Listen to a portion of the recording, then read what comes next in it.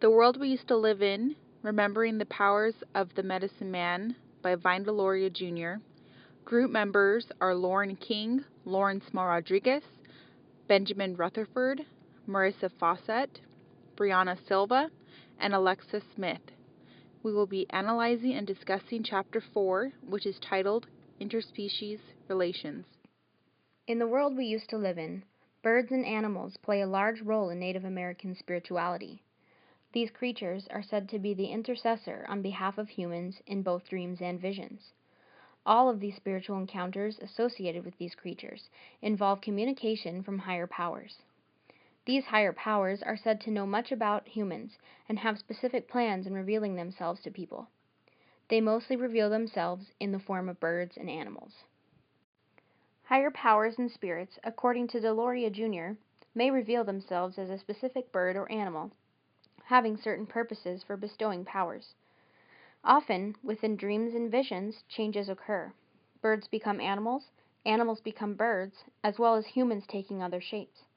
Moving back and forth between shapes is a phenomenon that occurs, teaching humans that the universe is unified and not a collection of unrelated parts. Interesting as that is, however, other creatures seem to wait for humans to initiate contact with the higher spirits, and once they embark on that relationship, the higher spirits provide their wisdom and knowledge. They allow humans to receive specific roles in life and special powers to fulfill the roles. An important account is that of Carl L. Schlesier, who wrote about the Cheyenne and their interpretations of interspecies communication.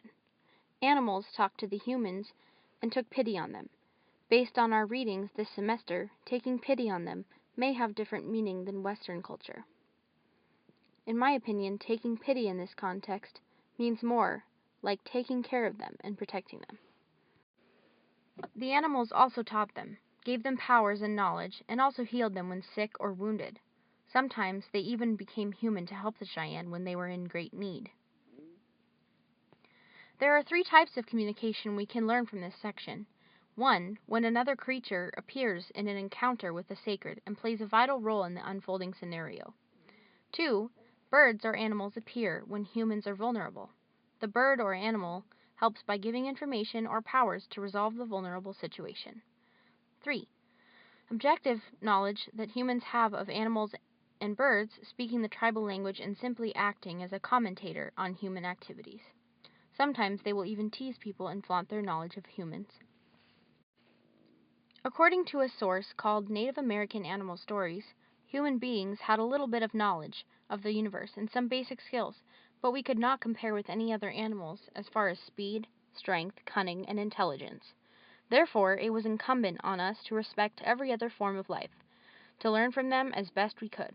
Man was the youngest member of the web of life and therefore had to have some humility in the face of talents and experience of other species. This passage from the book is very important to understand interactions between other species in the world we used to live in.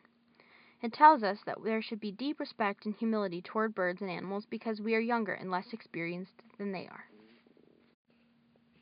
The key part of the interspecies communication in birds section is Luther Standing Bear's perspective of birds.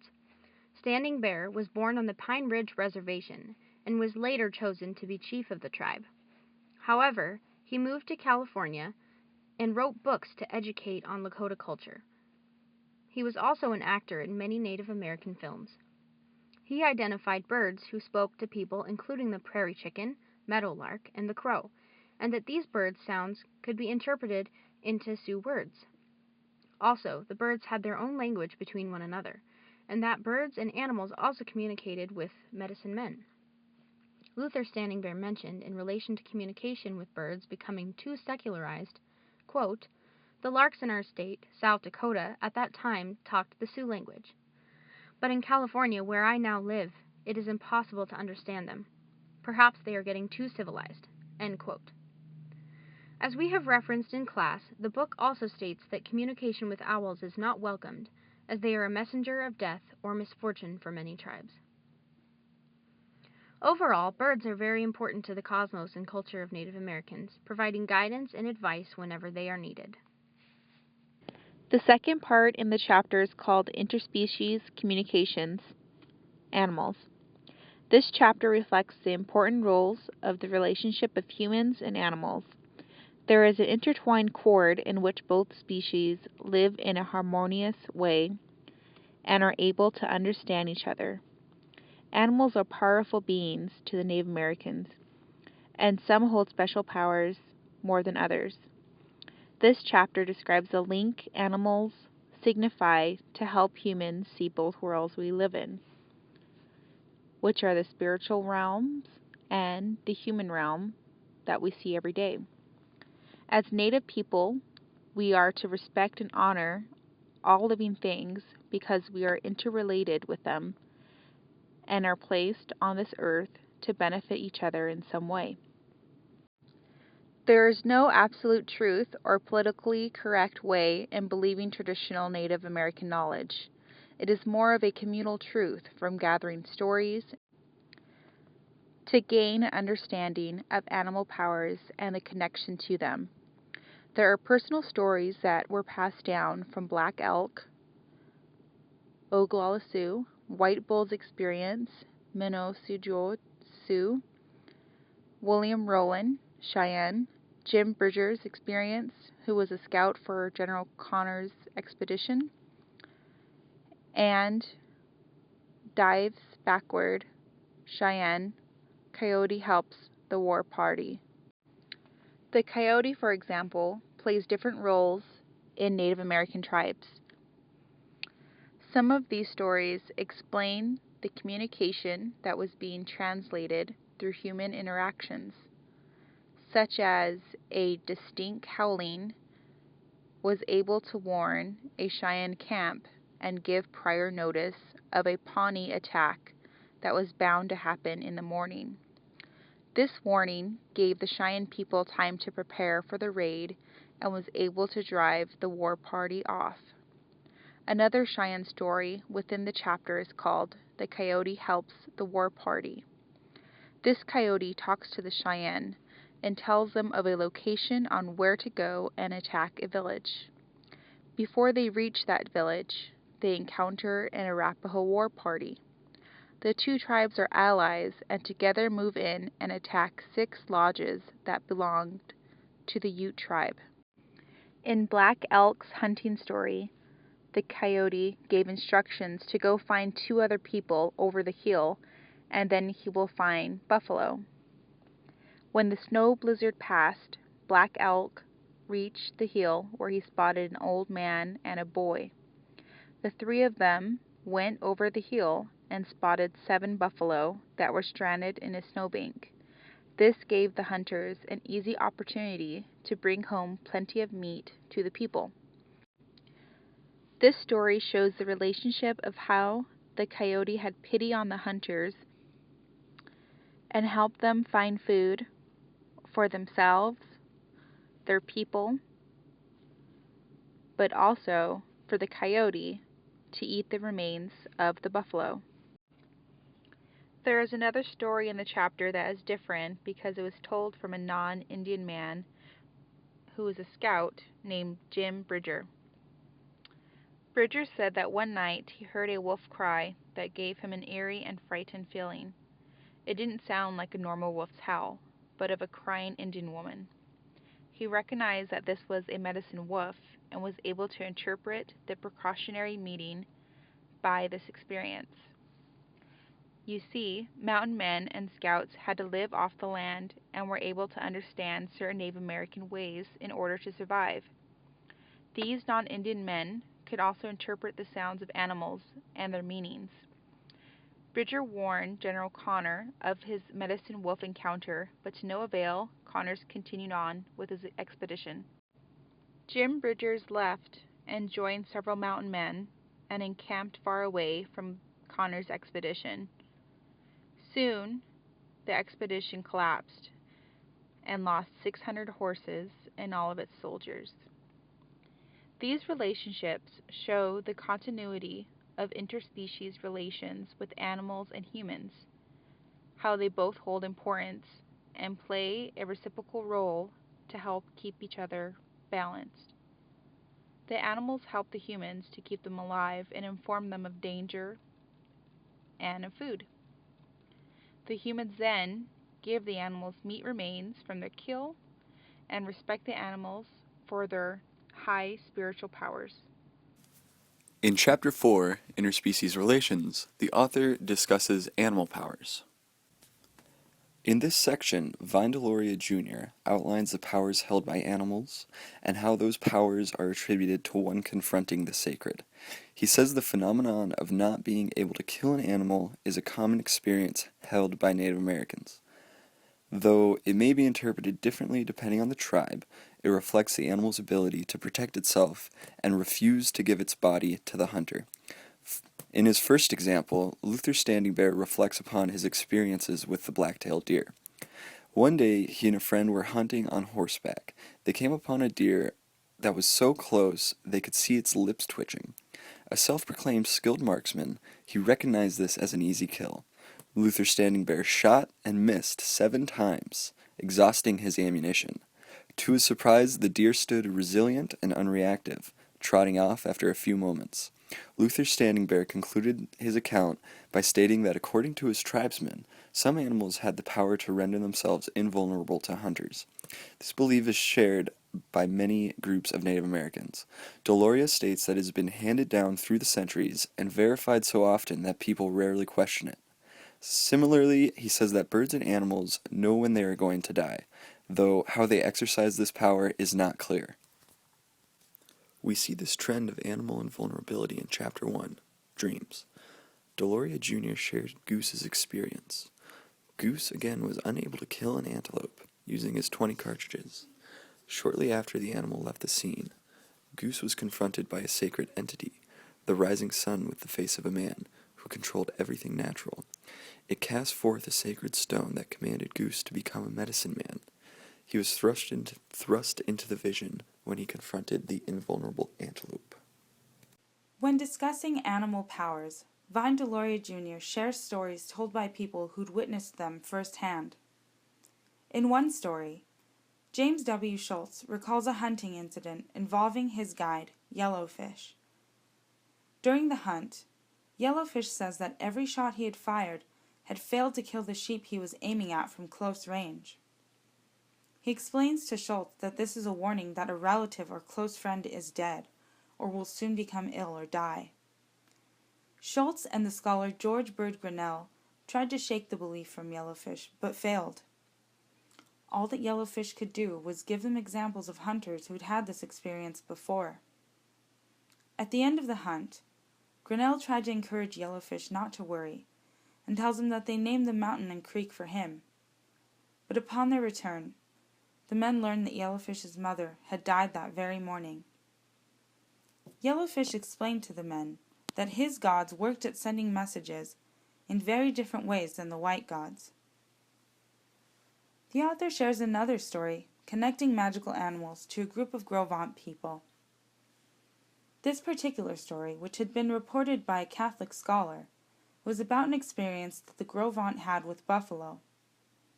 They had been traveling, looking for buffalo to hunt, when suddenly they saw a herd of them coming down from the sky. The Gros Ventre considered this a surprising occurrence, because they had not prayed for this as they usually would before a hunt, nor had they received help from any medicine men. Also, these buffalo were shockingly bigger and meatier than the common buffalo. The Gros Ventre called this a holy experience.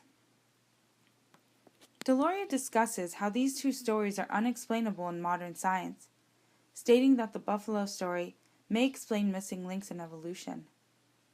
He goes on to say that there are hundreds of similar stories regarding animal powers within many tribes. He reminds us that animals are not only subservient to the gods, but have a secular relationship with humans.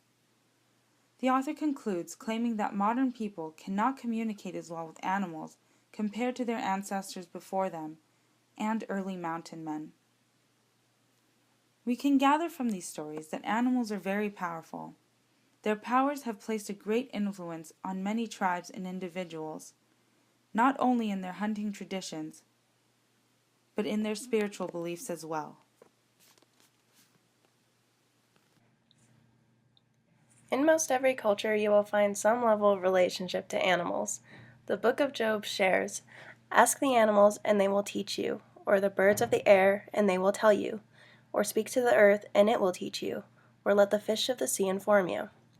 Native American cultures and their relationships to animals are unique in that they look to animals for guidance in their ways of living. Each animal has a different general message. Some examples are: wolves generally share a message of teaching and endurance. Owls urge you to question your fears and act on intuition. Bears encourage introspection, and buffalo teach you to acknowledge the abundant beauty of nature. One of the most influential forms of animal guidance in Native American tribes is when animals admonish or warn humans. As stated in The World We Used to Live In on page 121, animals can demand corrective action on the part of humans to preserve the arrangements they enjoy. That is, it is common to be approached by an animal in a dream, vision, or in person if they desire a change or want to prevent a change in your practices. One story we look to in The World We Used to Live In is that of Many Tailfeathers, who recounts a dream shared with him by his father. In the dream, Many Tailfeathers is approached by a buffalo who warns him to no longer use the hunting tactics of running buffalo off cliffs in the buffalo jump. The buffalo says, quote, "If you keep on doing it, you will soon put an end to the very last one of us. So this I say, stop using your piskins if you would prevent something dreadful from happening to all of your kind." This clear warning by the buffalo was shared to the rest of the tribe by Many Tailfeathers, and from then on the Blackfeet abandoned the practice of running buffalo off cliffs. During the time that buffalo jumps were used, the buffalo population in the United States was less than 1,000. Today we have a growing population of 30,000 buffalo living in conservation herds that are largely supported by Native American tribes. Animals admonishing humans. We must first begin to think about exchanging ideas with animals.